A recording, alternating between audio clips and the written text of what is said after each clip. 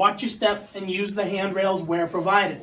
This is a guided walking tour. That means we will stick together as a group. Please be sure to keep up with everyone ahead of you. And we'll communicate as a group. I'll make sure you don't miss anything. I'll speak on microphones and play audio clips so you hear everything. And make sure that when we're listening, we don't speak over that so everybody else can hear that too. There are signs along the trail that point out formations and tell you their names. And you won't see everything on the way in. That's okay. You take the same trail back. If you don't see it on the way in, you see it on the way out. We're also going to meet other groups, and when we do, we will step aside for them. On the way out, they will step aside for us. If they don't, then we get to run them over. Feel free to take photos and videos. I recommend videos because we're going to be moving most of the time. And please look, but do not touch. We want to treat the cave like a museum. That means that we don't want to touch it because that'll cause damage. Our skin is oily, and the oils on our skin remain on the rock up to a decade after you touch it. That oil makes a barrier that prevents the growth of cave formations, and caves are protected under state law. In Tennessee, there is a minimum $500 fine for damaging or defacing cave systems and cave formations. And groundwater constantly drips from the ceiling. It's probably going to drip on you. That is good luck. That is called getting lucky with a cave kiss. Now I'm going to play a short little 2-hour documentary for you. This will explain how the cave was discovered on accident 95 years ago, back in 1928. So you all enjoy. Looking into a dark hole deep inside a mountain. Some folks might call it wise to turn back in favor of sunlight and certainty. Take the easy path. Miss the detour that just might lead to something far more extraordinary. Sometimes, some people, not me. When my Ruby moved away to Tennessee, I could have stayed put, but I followed her south. She was my high school sweetheart.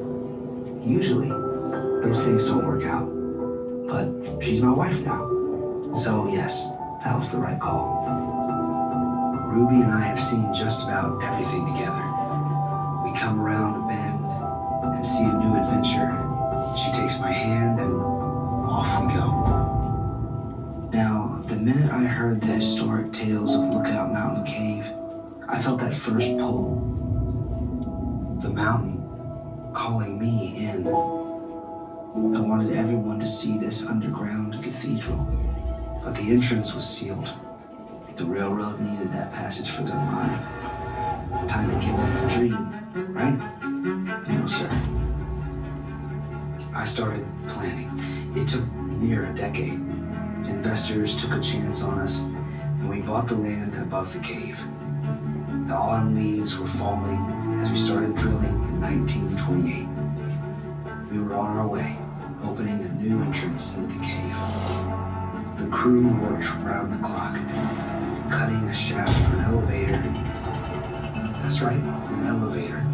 420 feet straight into the heart of the mountain. We pulled up bucket after bucket of limestone, enough to build a castle. Then, at 260 feet, the unexpected happened. A burst of air from an opening into the unknown, 18 inches tall. I swear it summoned me. If our drills hadn't stayed true, if our aim had been a few feet in either direction, we would have missed it. Something we weren't even looking for in the first place, but we found it. Or maybe it found us. Ruby's up there, waiting for me. But the same thing pulling me back is pushing me forward, towards hidden beauty in the heart of this fine earth, a treasure worthy of her name.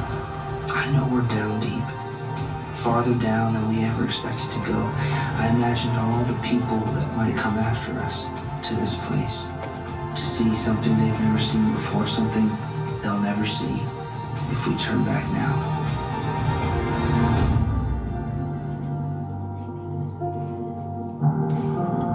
17 hours later, we crawled out of the dark, forever changed. It's the anticipation of what lies ahead that pushes us forward, that draws us to explore. Sometimes the unknown is the greatest adventure.